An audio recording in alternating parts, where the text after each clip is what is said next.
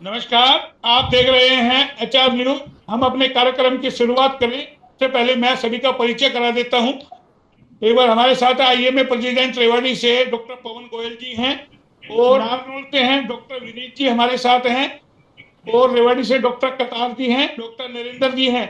तमाम लोगों से हम चर्चा करेंगे क्योंकि आज तमाम जो देश भर के अंदर आईएमए हैं, अलग अलग जिला स्तर पर, देश स्तर पर, राज्य स्तर पर और देश स्तर पर, यानी कि विरोध प्रदर्शन कर रही है काली पट्टी बांध करके, तो सुरक्षा की मांग कर रही है, क्योंकि लगातार डॉक्टरों को कहीं ना कहीं निशाने पे बनाया जा रहा है।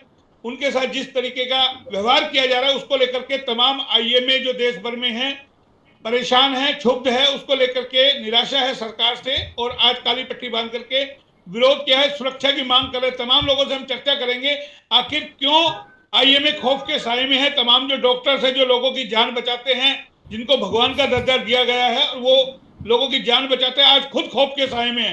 डॉक्टर साहब नमस्कार। आप तमाम लोग जुड़े हुए हैं मेरे साथ, आवाज आ रही है सबको? हाँ जी मोहनलाल जी। पवन गोयल जी, पहले आप ही के पास आता हूं। आप लोगों ने आज ज्ञापन दिया है, काली पट्टी बांध के आप विरोध कर रहे हैं। 2 बजे तक आपने काम ओपीडी का भी जो है बहिष्कार किया कि आज ओपीडी नहीं करेंगे। क्यों इतना खौफ के साए में हैं आप लोग? देखिए मोहनलाल जी, पिछले कुछ समय में आपने देखा होगा कि डॉक्टरों पर लगातार हमले हो रहे हैं, चिकित्सा कर्मियों पर लगातार हमले हो रहे हैं, हॉस्पिटल्स में हमारी संपत्ति को लगातार नुकसान पहुंचाया जा रहा है। तो बेसिकली डॉक्टर जो है मरीज को जीवन देने का काम करता है, और डॉक्टर का काम ये है कि वो अपने मरीज की बेहतर से बेहतर देखभाल करे। और जब इस प्रोसेस में, जब बीमारी के कारण या प्रकृति के कारण या कोई दुर्भाग्य से किसी मरीज के साथ कुछ अनहोनी हो जाती है, तो इसमें डॉक्टर की जिम्मेवारी, अगर उनको लगता भी है कि डॉक्टर की कोई जिम्मेवारी क्या है, तो हमारे पास कानून के बहुत सारे विकल्प उपलब्ध हैं मरीज के पास भी। वो उन विकल्पों को अपनाए, ना कि डॉक्टरों पर हमला कर दें, ना कि चिकित्सा कर्मियों पर हमला करें, ना कि अस्पतालों की संपत्ति को नुकसान पहुंचाए। नहीं, कानून तो बना हुआ है ना। आपके तमाम हॉस्पिटल में बोर्ड लगे हुए हैं। कोई भी यानी कि शोर शराबा करेगा, लड़ाई दंगा करेगा या किसी भी तरीके का, तो कानूनी कार्रवाई की जाएगी। वो कानूनी जुर्म तो वैसे ही वो साबित है कि मोहनलाल जी, हमारी पूरे देश में आज जो हमारा विरोध दिवस है, जिसको हम प्रोटेस्ट दिवस बोल रहे हैं, और उसका हमने थीम रखा है सेव द सेवियर्स। हम देख रहे हैं कि विभिन्न राज्य सरकारों ने ये कानून बना रखे हैं, परंतु जब इस कानून की पालना की बात आती है तो होता ये है कि जो भी इन कानूनों का उल्लंघन करता है, अस्पतालों में हिंसा करता है, डॉक्टरों के साथ मारपीट करता है, चिकित्सा कर्मियों पे हमला करता है या अस्पतालों की संपत्ति को नुकसान पहुंचाता है, उसकी इमीडिएटली पुलिस थाने में जाते ही जमानत हो जाती है। तो हम सरकार से डिमांड करते हैं कि वो एक ऐसा सख्त कानून बनाए और अस्पतालों को सुरक्षित जोन घोषित करे। सेंट्रल गवर्नमेंट उसको आईपीसी के तहत एक ऐसा कानून बनाए जिसमें कि अगर अस्पतालों में चिकित्सा कर्मियों पर या डॉक्टरों पर कोई हमला करे या अस्पतालों की संपत्ति को नुकसान पहुंचाए, तो वो गैर जमानती अपराध की श्रेणी में आए और उसकी जमानत ना हो, जिससे कि समाज में एक मैसेज जाए और डॉक्टरों में भी एक हौसला बढ़े कि वो ठीक से अपना काम कर सके। क्योंकि नहीं, इसमें 2 चीज है डॉक्टर साहब। इसमें 2 चीज है ना। ये सब चीजें क्यों सामने आई, इस तरीके की स्थितियां कि लोग तोड़फोड़ करते हैं, डॉक्टरों पे निराश होते हैं? नहीं लगता कहीं ना कहीं कुछ परसेंटेज में डॉक्टरों की भी कमियां रही है? जो पिछले दिनों आपने देखा होगा रेवाड़ी के अंदर किस तरीके से कोरोना के नाम पर जो हुआ। हालांकि आपको कोरोना वॉरियर का दर्जा स्वयं प्रधानमंत्री जी ने दिया है, तमाम सरकारें आपको कोरोना वॉरियर मानती है। मोहनलाल जी, कोरोना काल में जिस तरह की सेवा मॉडर्न मेडिसिन के डॉक्टरों ने अपने मरीजों की है, तो आप देखेंगे कि 1500 के करीब डॉक्टर जो है कोरोना के दौरान मरीजों की सेवा करते हुए शहीद हो गए। और आपने देखा होगा कि रात को 3-3 बजे तक जाग करके सुबह फिर हम 8 बजे अपनी ड्यूटी पर हाजिर हो जाते थे। तो इससे ज्यादा आप डॉक्टर से उम्मीद नहीं कर सकते। और जीवन और मृत्यु हमेशा डॉक्टर के हाथ में नहीं होता। तो हमारे मरीजों को भी ये समझना पड़ेगा कि डॉक्टर की भी कोई लिमिटेशन होती है, मेडिकल साइंस की भी कोई लिमिट होती है। तो उस लिमिट को वो पहचाने, और अगर उनको लगता है कि कहीं भी अगर उनकी कोई शिकायत है डॉक्टर से, या उनको लगता है कि डॉक्टर ने कोई ध्यान नहीं रखा, या उनको कोई और भी किसी किस्म का अगर कोई गिला शिकवा है, तो भारत में इस तरह के बहुत सारे कानून हैं। वो डॉक्टर के खिलाफ कंज्यूमर प्रोटेक्शन एक्ट में जा सकते हैं, या अगर मान लो पुलिस कार्रवाई करना चाहिए तो पुलिस में भी शिकायत दे सकते हैं, परंतु ये तोड़फोड़ करके कानून अपने हाथ में लेना, अगर मान लो हमारे किसी मंत्री ने कोई काम नहीं किया तो क्या हम जाके उसकी गर्दन पकड़ लेते हैं, या प्रशासनिक अधिकारी ने कोई हमारा काम नहीं किया तो क्या हम उस पर हमला कर देते हैं, ठीक बात है। जाके हम तोड़फोड़ शुरू कर देते हैं। जब हम ठीक वहां है। नहीं करते तो डॉक्टरों हाँ, पे ऐसे क्यों हो रहा है? नहीं, इसका एक प्रॉपर चैनल होना चाहिए। डॉक्टर करतार जी, सुन पा रहे हैं मुझे? हाँ जी, हाँ जी, आपको सुन लगता है रहा हूँ। तमाम एक प्रॉपर चैनल होना चाहिए भाई? आपकी डॉक्टरों की नेग्लिजेंसी हो, या जो पेशेंट है उसमें कोई कमी है, या कोई किसी भी चूक से यानी कि पेशेंट की डेथ हो रही है या इलाज में कोई कमी है, तो प्रॉपर चैनल होना चाहिए, उस पर दोनों के खिलाफ कार्रवाई हो, या तो डॉक्टर के लिए भी कानून बने और मरीजों के लिए भी बने। मोहनलाल जी धन्यवाद। ये चैनल ऑलरेडी बना हुआ है। मरीज के भी अपने अधिकार हैं, डॉक्टर्स के भी अपने अधिकार हैं, और स्टाफ में जो वर्कर्स हैं उनके भी अपने अधिकार हैं। जी। मरीज के अधिकार में आप एफआईआर दर्ज करने से लेके, कंज्यूमर कोर्ट में जाने से लेके, सीएमओ को कंप्लेन करने से लेके, सीएम विंडो पे कंप्लेन करने के लिए सारी चीजें हैं। मरीज इन सब फोरम में जा सकता है, लेकिन तोड़फोड़ करना या कानून को अपने हाथ में लेना ये मरीज के हक में भी नहीं है, उसका अधिकार भी नहीं है, और ऐसा करना भी नहीं चाहिए। जी। डॉक्टर के भी लेकिन अपने कानून है, हम पुलिस को बुला सकते हैं, एफआईआर दर्ज करा सकते हैं, लेकिन क्या होता है कि हम लोग काम करेंगे या लोगों पे एफआईआर दर्ज करते रहेंगे? जी, काम करने वाले लोगों को एक प्रोटेक्शन चाहिए, एक सेफ एनवायरनमेंट मिले, काम करते वक्त हमें डर ना लगे। रात के 12 बजे अगर जब कोई मरीज देखने आ रहा हूं तो मुझे ये डर ना लगे कि वो मरीज मेरे साथ बदतमीजी कर देगा, मेरे स्टाफ के साथ बदतमीजी कर देगा। हमें इतना सेफ एनवायरनमेंट चाहिए। वो एनवायरनमेंट कैसे आएगा? या तो भाई कानून के से ही डर से ही तो वो डरेंगे ना। वो सेफ एनवायरनमेंट हमें कानून के डर से मिलेगा। नहीं डॉक्टर साहब, उसमें दो चीज देखने को मिली है, जहां तक मेरा नजरिया है। बहुत सारे हॉस्पिटलों में वाक्य देखा, क्योंकि 18-19 साल की पत्रकारिता में मैंने कई चीजें देखी। हॉस्पिटलों में जो विवाद हुआ, जो पेशेंट होता वो तो अपना इलाज कराता, लेकिन उसके परिजन या रिश्तेदार वो इमोशनल होकर के, किसी भी कारण से किसी की डेथ होगी या कोई लापरवाही होगी डॉक्टर से, तो वो आक्रोश में आकर के परिजन वगैरह तोड़फोड़ करते। ऐसे में मरीज के परिजनों का क्या रोल है उसके अंदर? नहीं, देखो, मरीज के परिजनों को भी ये बात समझनी है कि सारी बातें या सारी चीजें डॉक्टर के हाथ में नहीं है। मृत्यु और जन्म हमारे हाथ में नहीं है, ये है। हम सिर्फ कोशिश कर सकते हैं। हम आपके मरीज को बचाने के लिए कोशिश कर रहे हैं। उस कोशिश को आपको या कोई भी चीज जानबूझ के मरीज का नुकसान नहीं करेगा ना। इस इमोशनल में हमें भी दुख होता है ना। कोई पेशेंट एक्सपायर होता है हमारा, तो हमें भी दुख होता है, लेकिन मरीज के परिजनों को इस बात को समझना है कि भाई इन्होंने अपनी तरफ से बहुत कोशिश करी। कई बार नहीं हो पाता है, कई बार रिजल्ट हमारे अगेंस्ट भी चला जाता है। जैसे डॉक्टर साहब ने भी कहा, हमारे प्रधान जी ने, कि भाई हम कोई मंत्री से गलती होगी तो मंत्री की पिटाई क्यों कर देंगे, या किसी अधिकारी से गलती होगी तो अधिकारी की पिटाई क्यों कर देंगे। भाई अधिकारी से, अब गड्ढे हैं सड़कों में, कोई या कोई और प्रॉब्लम है और बहुत सारी प्रॉब्लम्स है, तो अधिकारी की पिटाई कौन करता है? कोई नहीं करता। लेकिन हमें भी प्रोटेक्शन चाहिए। मरीज हमारी भी बात समझे। हम मरीजों के इलाज के लिए बैठे हुए हैं, हम कोई यहाँ पे मरीजों का इलाज करें। देखो, हर आदमी का अपना एप्टीट्यूड होता है, हर बार हम सही होंगे ऐसा नहीं हो सकता। जी जी जी। नहीं, लेकिन इस गैप को भरा कैसे जाए? इसमें लगता है कोई सेमिनार की जरूरत है, कोई बैठ करके कोई एक नहीं, इसमें मरीजों को समझने की जरूरत है। अब आजकल क्या हो गया कि गवर्नमेंट फैसिलिटीज में उतनी सुविधाएं नहीं है जितनी प्राइवेट हॉस्पिटल्स में है। उन सुविधाओं का पैसा लगता है। अगर से कोई भी आप सुविधा दे रहे हो तो आप सब्सिडाइज कर सकते हो, 100% फ्री उसको नहीं कर सकते। गवर्नमेंट 100% फ्री कर देती है, लेकिन वहां सुविधाएं नहीं है। आईसीयू नहीं है। अब आपने देखा कोरोना काल में कितने लोगों की डेथ हुई। अगर सरकारी अस्पतालों में आईसीयू होते हैं, ऑक्सीजन बेड मिल जाते हैं, दिक्कत तो हमारे पास आने की जरूरत नहीं पड़ती मरीजों को। 75% लोगों का देखभाल प्राइवेट सेक्टर कर रहा है इस देश में। देखिए डॉक्टर करतार जी, जो प्राइवेट सेक्टर को बढ़ावा नहीं मिलेगा, उसको प्रोटेक्शन नहीं मिलेगा, कैसे करेंगे? अब मैं रेवाड़ी में आईसीयू खोलना चाहता हूँ, मुझे डर है, मेरे को प्रोटेक्शन नहीं, मैं कैसे? मेरे को फ्री हैंड तो मिलेगा ना थोड़ा सा, और कॉस्ट इफेक्टिव तो रहेगा ही। हम तो यहाँ वो प्रॉफिट कमाने के लिए कोई बैठे हुए हैं, हम सिर्फ लोगों की सेवा करने के लिए बैठे हुए हैं, लेकिन लागत तो निकालनी पड़ेगी ना। ठीक है। डॉक्टर विनीत जी, सुन पा रहे हैं मेरे को? हाँ जी जी। डॉक्टर साहब, नहीं लगता ये मरीजों के परिजनों के बीच और डॉक्टरों के बीच एक गैप बढ़ता जा रहा है? आप लोगों को सुरक्षा, कोई भी डॉक्टरों के बारे में बयान दे देता है। पिछले दिनों रामदेव के बयान आपने सुना होगा, वो भी कहीं ना कहीं आप लोगों में निराशा पैदा कर रहा है। आप लोग कोरोना वॉरियर के नाम से जाने जाते हैं कि आप लोगों ने लाखों लोगों की जान बचाई है। आपने भी अपने साथी खोए हैं, और इस कोरोना के काल में हम लोगों ने भी अपने साथी खोए हैं। तमाम कोरोना वॉरियर का तो दर्जा दिया जाता है, लेकिन जब हक की बात आती है, जिस तरीके से क्लेम की बात आती है, उनके लिए नीतियां बनाने की बात आती है, आज भी आप लोगों ने प्रोटेस्ट किया है काली पट्टी बांध करके। तो क्या लगता है सरकार सुन नहीं पा रही है कि आप लोगों की बातों को? ये सुनना चाहिए एक मंच के ऊपर बैठकर। सरकार तक सारी बातें नहीं पहुंचती, और कुछ पहुंचती भी है तो कई बार सुनती नहीं है उसके बारे में। अब जैसे मैं अपने पर्सनल एक्सपीरियंस बताता हूँ, अभी इस कोरोना काल में मेरे पास में किसी भी टाइम पे 50 मरीज भर्ती थे, किसी भी टाइम। हमने सरकार से कहा कि 50 मरीज भर्ती हैं, उनमें से सारे सीरियस हैं, सारे ऑक्सीजन पे हैं। हमें एक पुलिस की व्यवस्था करो, जो एक पुलिस को कांस्टेबल हो जो उसके आगे रहे। तो हमें डर था किसी का मरीज एक्सपायर हो गया, किसी का कुछ हो तोड़ फोड़ मचा देंगे। प्रशासन ने हमें एक दिन के लिए भी कोई भी कांस्टेबल नहीं नियुक्त किया।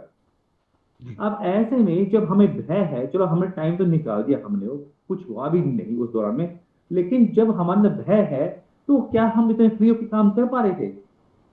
और आजकल क्या है कि जो आपने पूछा कि रिवार्डिंग किसी ने चार्ज ज्यादा लिया, किसी ने कम लिया, देखो क्या मैं हर एक की बात कहता हूं, लेकिन ज्यादातर सभी हॉस्पिटल्स में रेट्स बार डिस्प्लेड होते हैं, रेट्स बार डिस्प्लेड होते हैं, फीस डिस्प्लेड होती है, सुविधाएं डिस्प्लेड होती हैं। अगर मरीज आता है तो पहले सुविधा पूछे, रेट पूछे, अपना इलाज करवाए। और अक्सर ये क्या होता है कि इलाज तो करवा लिया, इलाज करवाने के बाद में मामा फूफा चाचा ये लोग आते हैं, ये लोग दिखाते हैं कि हाँ हम जी परिवार के बड़े शुभचिंतक हैं। ना तो उन्होंने बिल देना होता है, ना उन्होंने कुछ करना होता है, उन्होंने बस डॉक्टर के आगे थोड़ा अपना रोग दिखाना होता है कि हम हैं। ऐसे में कई बार उनका रोग जो है डॉक्टर के मारपीट करके, नुकसान करके उससे उतरता है ये।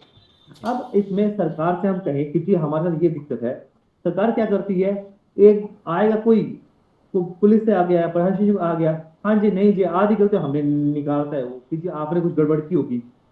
उसके बाद में ये नॉर्मल जो झुकाव जो रहता है, चाहे नेता का जो प्रशासन अक्सर मरीजों साइड में रहता है। हमारा कहना ये है कि आपको कोई शिकायत अगर आपको है तो दे प्रॉपर चैनल, जो मुख्यमंत्री जो खिड़की जो योजना जो है कि भाई आप ऊपर शिकायत करो, हाँ डीसीए पास शिकायत करो, सीए पास शिकायत करो, तो बहुत चैनल्स हैं आपके पास ना, तो यूज करो आप। समाधान जो होगा, डॉक्टर गलती निकलेगी, पेशेंट गलती निकलेगी, जब गलती निकलेगी उसको ऊपर फिर उसका तो फैसला होगा उस पर। लेकिन किसी भी कानून अपने हाथ में लेना, किसी के भी मारना पीटना खून बहाना, ये तो कोई सोल्यूशन नहीं है कोई भी। तो आपको नहीं लगता है घातक एक स्थिति हो गई जिस तरीके से हॉस्पिटल में मान लो नेग्लिजेंसी हुई, कोई पेशेंट अगर मर गया, डॉक्टर की चाहे लापरवाही है नहीं है वो तो जांच का विषय है, लेकिन एक कोहराम जो मच जाता है, जैसे पिछले दिनों हमने देखा कोरोना काल में देखा रेवाड़ी के अंदर कई हॉस्पिटलों के अंदर पेशेंट मर गए, लेकिन परिजनों ने हंगामा किया, फिर कई सारे विवाद निकल के आए, बोलो जी या तो पैसे के नाम पे लूट है, जम करके लिया जा रहा है, कई लोगों से साथ हुआ भी है, स्थिति सामने आई है, उसमें प्रशासन ने कार्रवाई की है, आप ही के स्वास्थ्य विभाग ने डी नोटिफाई किया है 2 हॉस्पिटलों को।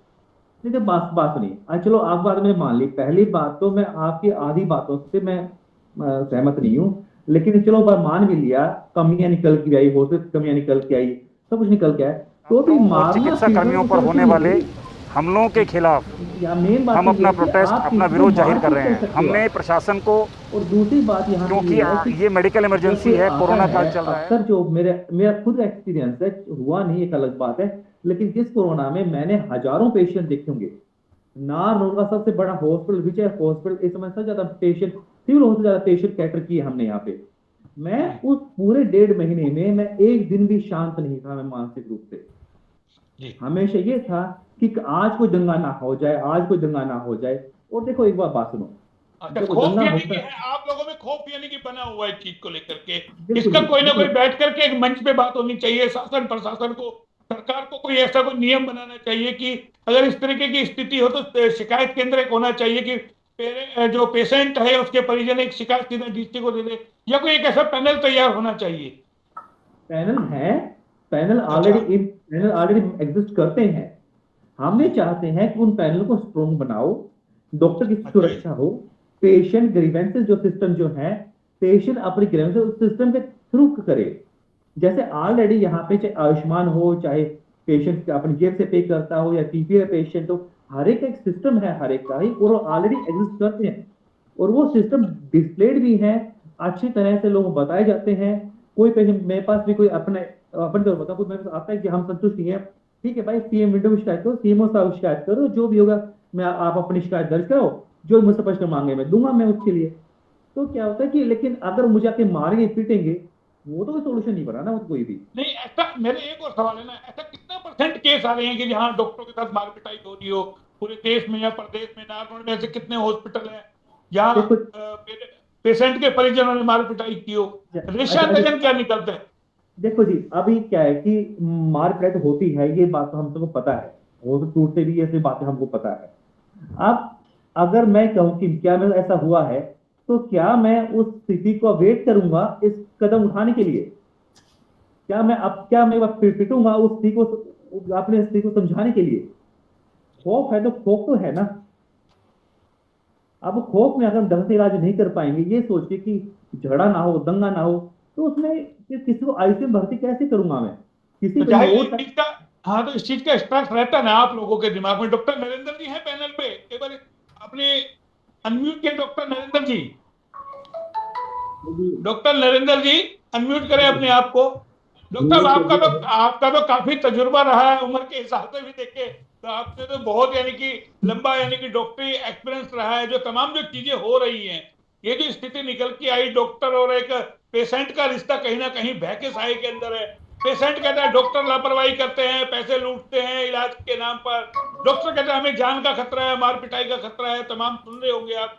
तो क्या होना चाहिए? आपका तजुर्बा क्या कहता है? किस तरीके से कोई एक ऐसा प्लेटफॉर्म बने कि जिसपे बैठ करके चैनल के थ्रू बात हो, या कोई एक ऐसा लॉ बने, कानून बने कि जिसके थ्रू ये चीजें खत्म हो? क्योंकि इलाज डॉक्टरों को ही करना है, जाहिर है, और पेशेंट को इलाज करवाना पड़ेगा, जाएगा वो भी कहीं नहीं। मोहनलाल जी, मैं ये कहना चाहता हूं कि हर डॉक्टर ये चाहता है कि उसका मरीज ठीक हो, बिल्कुल ये चाहता है और अपनी तरफ से पूरी कोशिश करता है। लेकिन दुर्भाग्य है कि हम भगवान नहीं हैं। बहुत सीरियस पेशेंट आता है, उसको भी हम पहले बताते हैं कि आपका पेशेंट सीरियस है, हम पूरी कोशिश करेंगे, सारे साधन सुविधाएं हमारे पास है, फिर भी कई बार दुर्भाग्यपूर्ण हम उसको नहीं बचा पाते हैं। ये हमारे हाथ में नहीं है। लेकिन जब ये ऐसा होता है तो उसके रिश्तेदार भड़क जाते हैं। मैं सारे रिश्तेदारों की बात नहीं कर रहा हूँ, ये कुछ आजकल होने लगा है लगभग 10% लोगों में, तो डॉक्टर की गलती निकालने की कोशिश करते हैं, जो बहुत दुर्भाग्यपूर्ण है, और डॉक्टर के साथ दुर्व्यवहार करते हैं, उनकी जुदाई करते हैं, जो ठीक है। हमें सरकार से ये गुजारिश है कि हमारी सुरक्षा की जाए, डॉक्टरों को ऐसा लॉ बनाया जाए, सेंट्रल लॉ, अब तक स्टेट के लॉ है, एक सेंट्रल लॉ बनाया जाए जिसमें डॉक्टरों के साथ ऐसा ना हो, उनके हॉस्पिटल में मार पिटाई, उनके इंस्ट्रूमेंट्स हैं उनको डैमेज ना किया जाए। दूसरा, ये एक्चुअली डेफिशिएंसी सिस्टम की है, जिसका ब्लेम डॉक्टरों पे डाला जा रहा है, ये बहुत दुर्भाग्यपूर्ण है। अगर ये हाल रहा तो मोहनलाल जी, मैं आपको बताना चाहता हूं कि कोई डॉक्टर अपने बेटे को डॉक्टर नहीं बनाना चाहे। कौन चाहता है कि हम अपने बेटे को इतने पढ़ाएं, इतना लिखाएं, इतना काबिल बनाएं और फिर समाज के लोग उसकी पिटाई करें? ये बहुत दुर्भाग्यपूर्ण है। मेरे को तो ये सोच के भी बहुत दुख होता है। तो समाज को समझना पड़ेगा कि डॉक्टर अपनी तरफ से पूरी कोशिश करता है। मैं 1% डॉक्टर की बात नहीं कर रहा हूँ, जी जी 99% डॉक्टर। ठीक है, आपने एक्सेप्ट कर लिया इस बात को, 1% में है खामियां, क्योंकि हर जगह होता है। और ये जैसे हर जगह होता है, हर फील्ड में होता है, हमारी पत्रकारिता लाइन में भी है। तमाम पत्रकार आप सोचो कि निष्पक्ष पत्रकारिता करते हैं, नहीं कर पाते। बहुत डॉक्टर भी ऐसे हैं जो लापरवाह। लेकिन इस गैप को भी कैसे भरा जाए, उसके लिए कोई प्लेटफॉर्म आप चाहे, जैसे आपने कहा सेंट्रल पॉलिसी बने, गृह मंत्री से कोई, अमित शाह से आपकी बात हुई, या तमाम आपके आईए में बड़े बड़े प्रेसिडेंट जो हैं अलग अलग राज्य के, देश के, भाई मिले बैठ करके, भाई एक कोई और एक ऐसा सेंट्रल कानून बने? हम बहुत टाइम से ये कोशिश कर रहे हैं कि हमारी बात प्रधानमंत्री जी तक जाए। हमारी बात हमारे आईएमए के जो प्रधान हैं, दिल्ली में भी जो प्रधान हैं, वो सब कोशिश कर रहे हैं। लेकिन दुर्भाग्य कि अभी तक 1500 डॉक्टर्स कोरोना में शहीद हो गए। सरकार ने कोई घोषणा नहीं की। वकीलों के लिए घोषणा कर रही है सरकार कि आपको इतना मिलेगा, 1 करोड़ मिलेगा। जो डॉक्टर जो एक्चुअली सफरर हैं, जो सेवा कर रहे हैं, उनके लिए सरकार ने कोई घोषणा नहीं। कितनी दुर्भाग्यपूर्ण बात है। आपको पता होना चाहिए मोहनलाल जी कि हमारे देश के डॉक्टर इतने अच्छे काम करते हैं, इतने पढ़े लिखे हैं कि सारा यूके, पूरा यूएस, उनका हेल्थ सिस्टम हमारे डॉक्टर संभाल रहे हैं हिंदुस्तान की। नहीं, इसमें कोई दो राय नहीं है। इसमें मैं डॉक्टर साहब एग्री, डॉक्टर साहब मैं खुद एग्री कर रहा हूँ। इस कोरोना सेकंड लहर में आप लोगों का काम सराहनीय रहा है। लेकिन रेवाड़ी की अगर हम छोटे जगह हम डिस्ट्रिक्ट की बात कर ले, यहाँ 22 हॉस्पिटल थे, 22 में से हालांकि 2 हॉस्पिटलों पे आरोप लगे हैं, लेकिन बाकियों ने काम किया है, लोगों की जान भी बचाई है। कई सारों ने ठीक है पैसे ज्यादा लिए, वो एक अलग इश्यू है, वो अलग इश्यू है कि लापरवाही कहीं हुई है या नहीं हुई है, लेकिन बाकी आप लोगों ने बहुत यानी कि लोगों की जान बचाई है, इसमें कोई दुराय नहीं है। और इस बार सेकंड लहर ने बता दिया कि हमारी चिकित्सा व्यवस्था में हम कहाँ खड़े हैं। ऑक्सीजन की कमी, आइसोलेशन वार्ड की कमी, तमाम चीजों की, वेंटिलेटर की कमी, यानी कि हर चीज देखने को मिली। लोगों को एक नया तजुर्बा हुआ है कि हम लोग कहाँ खड़े हैं। तो इसमें नहीं लगता हमें एक ऐसा पैनल बनाना चाहिए कि इन कमियों को भी हम दूर करें और आगे आने वाली कोई तीसरी जो थर्ड लहर है उससे हम लड़ने के लिए सक्षम हो। बिल्कुल, मैं यही तो कह रहा था मोहनलाल जी कि हमारे सिस्टम में डेफिशिएंसी, उस डेफिशिएंसी को डॉक्टरों के ऊपर थोपा जा रहा है, ये गलत नहीं। उसमें एक और मेरा क्लू है, मैं थोड़ा सवाल भी आपसे कर देता हूँ। तमाम जो लोग डॉक्टर बन के आते हैं वो सरकारी नौकरी को ना करके प्राइवेट में ज्यादा तवज्जो देते हैं। नहीं लगता है वो भी कहीं ना कहीं एक कमी है, उसको भी किसी तरीके से कोई क्राइटेरिया होना चाहिए। जैसे है भी पहले कि आपको 7 साल काम करना पड़ेगा सरकारी नौकरी में, लेकिन बहुत सारे हमने देखे हैं कि सरकारी नौकरी में भी है और हॉस्पिटल खोल के बैठ के। ऐसा ही सरकारी टीचरों का भी हाल है, सरकारी स्कूल में नौकरी भी कर रहे हैं, परिवार के नाम से स्कूल भी खोलते हैं, तो इसलिए प्राइवेट स्कूलों का बट्टा बैठ गया सरकारी स्कूलों का। तो उसका कारण बहुत सरल है कि जो डॉक्टर पढ़े लिखे हैं, अच्छा काम करना चाहते हैं, उनको वो सुविधा नहीं देती है। गांव में आप डॉक्टर हैं, आपके बच्चे कहाँ पढ़ेंगे? ठीक बात। आपको वहां पर गांव में क्या फैसिलिटी है? तो क्या सारा सेक्रीफाइस डॉक्टर ही करेगा? बिल्कुल। बाकी लोग क्यों नहीं करते हैं? क्यों ना ये जितने भी हमारे आईएएस अफसर इनके ऑफिस गांव में बना दिए जाए, फिर कैसा रहेगा? आप ये भी तो सोचिए, हम भी तो पढ़े लिखे हैं, हम भी चाहेंगे कि हमें हमारे बच्चों को अच्छे स्कूल मिले। इसलिए लेकिन ये नहीं कि हम प्राइवेट प्रैक्टिस में अच्छा काम नहीं कर रहे, हम बहुत अच्छा काम कर रहे हैं। हम वो साधन सुविधाएं दे रहे हैं पेशेंट्स को जो कि सरकार दे नहीं पा रही है, ये सच्चाई है। चलिए मैं आपसे एक और सवाल कर रहा हूँ आपसे। तमाम एक देखिए लगातार आरोप लगता है कि कहीं एक हाथ से ताली नहीं बजती, डॉक्टर साहब दोनों हाथों से बजती है। एक ये लगातार आरोप लगता है पेशेंट की ओर से कि भाई हम जो जितनी जांच होती है उसमें डॉक्टरों का कमीशन होता है। नहीं लगता कुछ चीजें हमें सिस्टम एक बार इसको नया तरीके से हमको भी रिवाइव करने की जरूरत है कि हम कुछ सोचें कि आखिर झगड़े की जड़ वजह क्या है? क्योंकि एक पेशेंट पे जो भार पड़ता है इलाज का प्राइवेट हॉस्पिटलों में कहीं ज्यादा पड़ रहा है। आप सुविधा दे रहे हैं, मान रहे हैं इस बात को, लेकिन उसमें कुछ ऐसा हो जाए कि भाई जो पेशेंट को राहत हो जाए थोड़ा सा, और वो झगड़ा भी ना करे। कहीं झगड़ा ये भी वजह है कि इलाज में मोटा पैसा लग जाता है, उसका पेशेंट बच नहीं पाता, वो टेंशन में आ जाता है और वो सीधा आपसे झगड़ा कर रहा है। आपकी बात ठीक है, लेकिन इसमें ऐसा है कि मुझे लगता है कि हमें जैसे कोरोना में सरकार ने सब प्राइवेट हॉस्पिटल्स के रेट फिक्स कर दिए और 99% डॉक्टर्स ने वही रेट लिए, तो झगड़े की बात ही नहीं है। वैसे ही सरकार वही मेरा सवाल था ना, वही मेरा सवाल था ना कि लंबी चर्चा की इस पे जरूरत है ना। आप और हमको बैठ करके भाई शासन प्रशासन से भी हम मिले, सरकार से भी मिले, भाई प्रधानमंत्री जी से भी बैठ करके बात हो इस विषय में। आप तमाम डॉक्टर पवन गोयल जी सुन पा रहे हैं मेरे को? मोहनलाल जी, हाँ मोहनलाल जी, मैं थोड़ा सा इस विषय को और क्लियर करना चाहूंगा।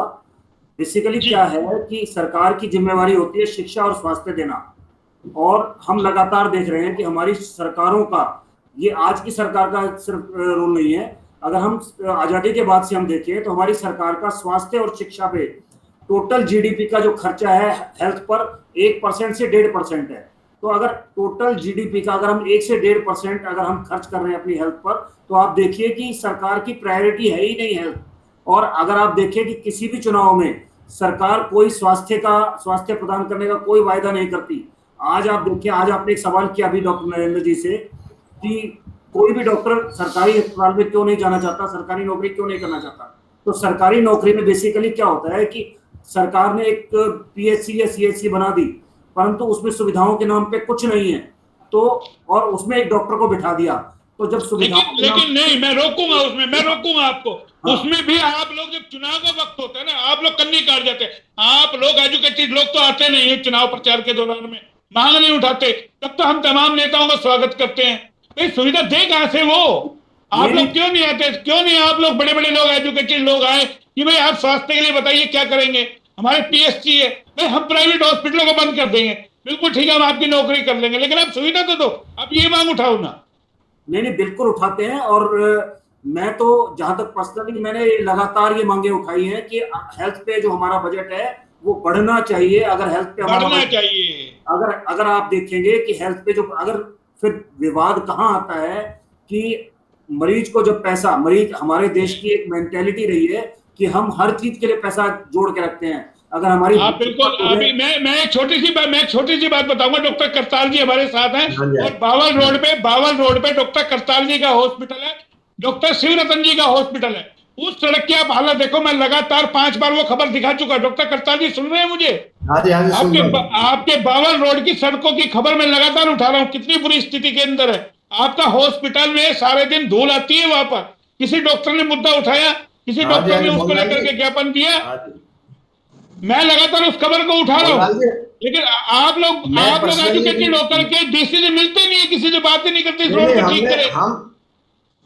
मैं अपनी पर्सनली बता रहा हूँ, पर्सनली भी हम खूब कोशिश कर चुके हैं। मैंने एक बार तो डीसी साहब को भी कंप्लेन भेजी थी, लेकिन क्या है कि इस देश का दुर्भाग्य यही है।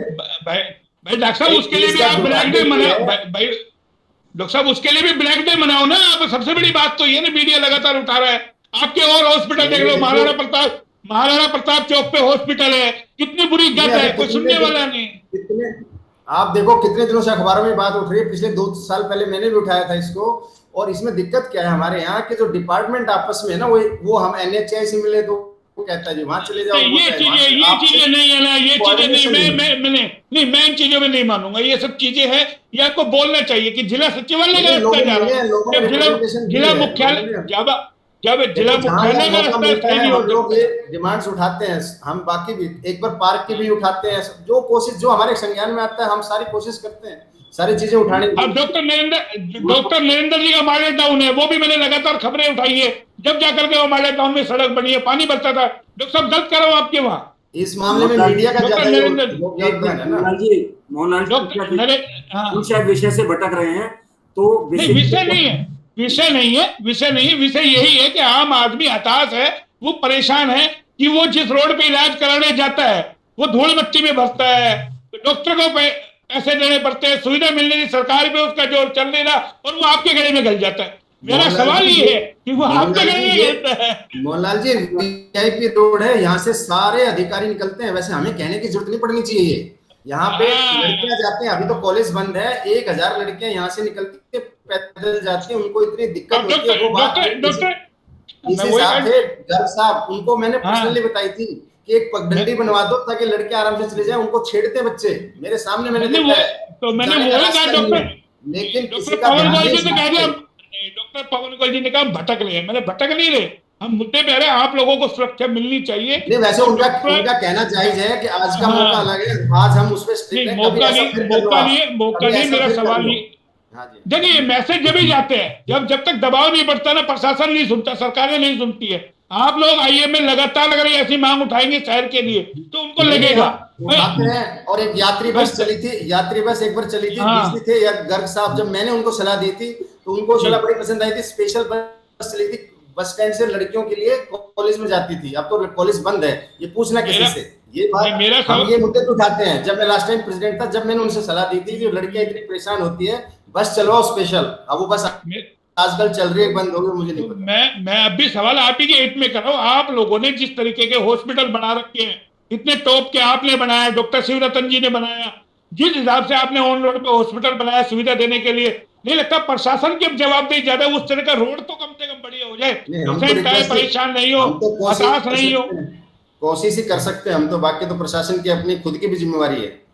ये मुद्दा भी तो मैं आप ही के हक में उठा रहा हूँ ना। मैं मेरे लिए बिल्कुल सही है, आपने बहुत बार उठाया, पहले कई बार उठाया, उसके लिए आपका बहुत बहुत धन्यवाद। आपने पहले कई बार डॉक्टर पवन गोयल जी, आप IMA प्रेसिडेंट हैं, अब क्या लगता है, सरकार जो आप लगातार विरोध कर रहे हो, सरकार आपकी सुनेगी या ऊपर लेवल पे एक चैनल बने सीधा, यानी कि आपको एक ऐसा प्लेटफॉर्म तैयार कर दे कि सरकार को झुकना पड़े और आपकी बात को मानना पड़े? मोहनलाल जी, बेसिकली देखिए, हमारा कोई किसी को झुकाने या किसी को दबाने का हमारा कभी मकसद नहीं रहा। हम एक जायज मांग कर रहे हैं और डॉक्टर होने के नाते हमारी सरकार से हमेशा यही मांग रहेगी कि वो हमारी जो जायज मांग है, सुरक्षा की मांग, उसको बिल्कुल माने। क्योंकि अगर ये मांग सरकार हमारी नहीं मानती है तो इससे डॉक्टरों को तो नुकसान हो ही रहा है, परंतु इससे हमारे आम आदमी को बहुत परेशानी होगी, उनका इलाज नहीं होगा। और दूसरे एक और बड़ी परेशानी आने वाली है कि हमारी जो नई जनरेशन है, हमारे जो नए बच्चे हैं, वो अब डॉक्टरी प्रोफेशन को अडॉप्ट करने से डरने लगे हैं। क्योंकि जब वो देखते हैं कि हम इतने खौफ के साए में रह के इलाज कर रहे हैं। और मैं आपको एक चीज और बता दूं कि जो बार बार आप या बाकी लोग जैसे कहते हैं कि बड़े अस्पतालों में या प्राइवेट अस्पतालों में बहुत इलाज का खर्चा लगता है, तो इलाज का खर्चा प्राइवेट अस्पतालों में बिल्कुल भी बहुत ज्यादा नहीं है। मैं आपको एक चीज बता दूं कि सरकारी अस्पताल में जो खर्चा होता है पर मरीज, प्राइवेट अस्पताल में वो टोटल खर्चा उससे बहुत कम है अगर आप मरीज दर मरीज निपटाएंगे। परंतु वो जो पैसा सरकारी अस्पताल में लगता है वो टैक्स पेयर्स की इनकम से जाता है, तो इसलिए हर आदमी को नहीं लगता कि उसका पैसा खर्च हो रहा है। परंतु यदि सरकारी अस्पताल में जितने मरीज भर्ती हुए हैं या सरकारी अस्पताल में जितने मरीज देखे गए हैं, आप उसका रेशो निकाल करके प्रति मरीज खर्चा निकाल लीजिए, आप पाएंगे कि प्राइवेट हॉस्पिटल में उसका जो खर्चा है वो लगभग 50 से 60% ही है। फिर भी अगर हम पर ये आरोप लगते हैं कि हम ज्यादा पैसा चार्ज कर रहे हैं, तो ये आरोप बिल्कुल गलत है। और मैं आपको एक चीज बता दूं कि प्राइवेट हॉस्पिटल अगर कोई भी खोलता है तो वो जमाने गए कि हम एक टेबल चेयर लेके और एक स्टेथो और बीपी इंस्ट्रूमेंट लेके बैठ जाते थे। आजकल प्राइवेट हॉस्पिटल खोलने की कॉस्ट है। जब हम नई टेक्नोलॉजी, नई फैसिलिटीज, नई चीजें देते हैं तो उसकी एक कॉस्ट लगती है और उस कॉस्ट का मरीज को ये इस बात से मैं एग्री हूं। लेकिन मेरा एक बहुत बड़ा सवाल आप लोगों से, तमाम डॉक्टर मेरे साथ है, मेरे पास समय का अभाव है, लेकिन मैं चाहूंगा 20-20 सेकंड 30 सेकंड में आप जरूर जवाब दे। तमाम जितने भी प्राइवेट हॉस्पिटल है उनको ये चाहिए कि आप 1 या 2%, 3% एक ऐसा कोटा निकाले जैसे स्कूलों के अंदर है, जो निहायती गरीब है उनका इलाज बिल्कुल मुफ्त में हो, जेन्युइन तरीके से हो, खाली खाना पूर्ति ना हो, कि एक ऐसा प्लेटफॉर्म बनना चाहिए। तमाम डॉक्टर्स बारी बारी जवाब देंगे। मोहनलाल जी, सबसे पहले तो मैं ही जवाब दे देता हूं कि अगर आप देखिए प्राइवेट अस्पतालों में जितने भी हमारे डॉक्टर साथी हैं, आप तो कह रहे हैं 1%, मैं कहता हूं 10 से 15% मरीजों को हम आमतौर पे, जितने भी डॉक्टर है प्राइवेट डॉक्टर, सारे 10 से 15% मरीजों को फ्री में देखते हैं। और सरकार की जितनी भी स्कीम्स हैं, चाहे वो आयुष्मान भारत स्कीम है, चाहे वो अन्य स्कीमें हैं, उनके अंदर भी प्राइवेट अस्पतालों का योगदान बहुत ज्यादा है। हम मरीजों को बहुत फ्रैक्शन ऑफ कॉस्ट पे बहुत ही बढ़िया इलाज देते हैं। और इसीलिए इसमें मैं रोकूंगा, प्रचार प्रसार की कमी है। आप लोगों ने वहां शायद प्रचार प्रसार कम किया है और इसीलिए लोग है ना, यानी कि पता नहीं चल पाता इस चीज का कि आप लोग इतनी मदद भी करते हैं किसी की। एक मैसेज चला जाए ना आप लोगों का कि हम 10 से 15 जी। मोहनलाल जी, क्या है मैं बताता हूँ कि एक चीज होती है, एक सुविधा भोगी वर्ग तैयार करना हमारा मकसद नहीं है। हमारा मकसद सिर्फ ये है कि जो नीडी आदमी हो, जो जरूरतमंद हो, उसकी हम बिना किसी प्रचार प्रसार के हेल्प कर दें। क्योंकि जब इस तरह की हम प्रचार प्रसार कर देते हैं तो कुछ इस तरह का इस आज की दुनिया में एक समाज में एक सुविधा भोगी वर्ग बन गया है जिसको हर चीज फ्री चाहिए। तो हम फ्री वाला कोटा हम नहीं रखना चाहते। हम चाहते हैं कि वास्तव में उसका फ्री ना करके मिनिमम चार्ज उसका हो जाए, ताकि उसको बर्डन भी लगे कि हाँ मेरा वाकई इलाज हो रहा है। कोई ऐसा एक अल्टरनेट सिस्टम। और सरकार से आप क्या लगातार मांग रखेंगे कि आपको सुरक्षा कवच मिले किसी तरीके से? आप किसी भी हॉस्पिटल में जाइए, आप देखेंगे कि हर डॉक्टर, लगभग हर डॉक्टर बहुत सारे मरीजों को बहुत कम कीमत पे या फ्री में इलाज देता है। इवन अपने पास से हम अपने मरीजों को सैंपल की दवाइयां तक फ्री में दे देते हैं। तो ऐसा नहीं है कि डॉक्टर मानवता के नाते काम नहीं करते, डॉक्टर बहुत ज्यादा अच्छे से काम कर रहे हैं। हमारे साथ अंत में बुजुर्ग डॉक्टर है, डॉक्टर नरेंद्र जी हैं, उन्हीं से जानेंगे। डॉक्टर साहब क्या कहेंगे, हल क्या हो, किस तरीके से? देखिए रोज रोज आप ये लगातार आंदोलन करें, डॉक्टर इलाज करेगा या काली पट्टी बांध के आंदोलन करता रहेगा, तो ये तो कब तक चलेगा? लगता है सरकार को गंभीरता से इस पे विचार करना चाहिए, या कोई प्लेटफॉर्म जिसपे, एक चैनल जिसमें बात हो सके। सरकार को हमारी जो ये डिमांड है बड़ी गंभीरता से लेनी चाहिए, अदरवाइज इसका बहुत बुरा इम्पैक्ट होने वाला है। मेरी ये भविष्यवाणी है। दूसरा, सरकार प्राइवेट हॉस्पिटल्स को कुछ बिजली में, कुछ पानी में, कुछ टैक्स में मोहलत देनी चाहिए, ताकि एक प्राइवेट डॉक्टर बहुत कम पैसे में लोगों की सेवा कर सके। और हम आपको बता दें, हमने मोस्टली डॉक्टर्स गरीब पेशेंट को काफ़ी मदद करते हैं, उनके पैसे कम करते हैं, उनको डिस्काउंट देते हैं, उनको फ्री सैंपल्स देते हैं और पूरी उनकी मदद करने की कोशिश करते हैं। और हम करना चाहते हैं, इससे हमें शांति मिलती है और हम ये करना भी चाहते हैं। लेकिन सरकार को भी हमें सुरक्षा देनी पड़ेगी, तभी हम आगे बढ़ पाए। अच्छा डॉक्टर विनीत जी, आप तो पिछड़े इलाके में नारनौल की स्थिति आपने देख रखी होगी, कैसी है, क्या लगता है? सुविधाएं मिलनी चाहिए, आप लोगों को भी सुरक्षा मिलनी चाहिए तमाम वहां भी, क्योंकि वहां तो ज्यादा झगड़े होते होंगे अगर उस देहात में अगर हम देखें तो नारनौल साइड में। तो देखिए, अभी डॉक्टर पवन गोयल ने और डॉक्टर सरदार सिंह ने बिल्कुल सही तरीके से जवाब दिया उसका, कि हर कोई डॉक्टर अपनी तरफ बेस्ट कोशिश करता है मरीज कम से कम में जल्द से ठीक होकर जाए। अगर मरीज को, बस हमारी मेन डिमांड ये है, फिर भी मरीज को अक्सर लगता है कि कोई सुविधा हमसे नहीं बन पाई है या कुछ उसकी शिकायतें हैं, तो प्रॉपर चैनल से हो, डॉक्टर सुरक्षा में दिक्कत ना हो, डॉक्टर ये ना लगे कि भाई मेरे को मेरी सुरक्षा के मेरे को शारीरिक हानि पहुंचने का या का रिस्क है।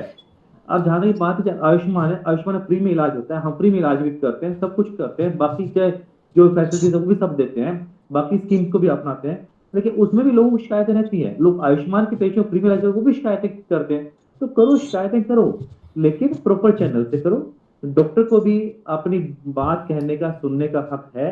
डॉक्टर को भी और प्रशासन चाहिए कि डॉक्टर की बात सुने, नेताओं चाहिए डॉक्टर की बात सुने, क्योंकि अगर बात नहीं सुनेंगे तो हम खुद अपने, यानी कि हम किसको कहे जाते हैं कि हाँ जी हमारे पास ये दिक्कत आ रही है। डॉक्टर हमेशा कटघरे खड़ा नहीं हो सकता ना, तो ठीक है, इसलिए ठीक है। आप तमाम मेरे साथ डॉक्टर जुड़े और एक विषय बड़ा है कि डॉक्टर को भगवान का दर्जा दिया गया है, और हम जो पेशेंट है, परिजन है, उनसे भी रिक्वेस्ट करेंगे कि आप डॉक्टर का सम्मान करें, क्योंकि डॉक्टर ही मरीज की जान बचाता है, अपने जी जान से इलाज करता है। और इस खाई को कहीं ना कहीं भरा जाए, जो ये गैप है डॉक्टर और पेशेंट के परिजनों के बीच, क्योंकि पेशेंट तो अपना इलाज कराने में लगा रहता है, जो झगड़ा फसाद होता है उसके परिजन और रिश्तेदारों के साथ होता है।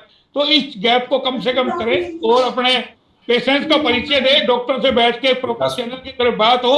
इसके लिए हम लोग लगातार डिबेट करते रहेंगे, और आगे हम सोचेंगे कि हमारे साथ डॉक्टर के साथ साथ पेरेंट्स भी जो है इस चीज से भुगत भोगी है, वो भी अपना एक्सपीरियंस शेयर करें, उनको भी हम पैनल में बैठाएंगे। तो आप तमाम लोग मेरे साथ जुड़े और सरकार आपकी बात को जल्दी सुने। लगातार आप जो ज्ञापन दे रहे हैं, आपको सुरक्षा मुहैया कराई जाए, या जिस तरीके से महिला थाना बना है, ऐसे ही डॉक्टरों की सुरक्षा के लिए तमाम जिलों में एक एक थाना बने। इसकी हम उम्मीद करते हैं सरकार आपकी बात को सुने। तमाम आप मेरे साथ जुड़े, बहुत बहुत आपका धन्यवाद। फिर आएंगे किसी नए टॉपिक पे, तब तक के लिए नमस्कार।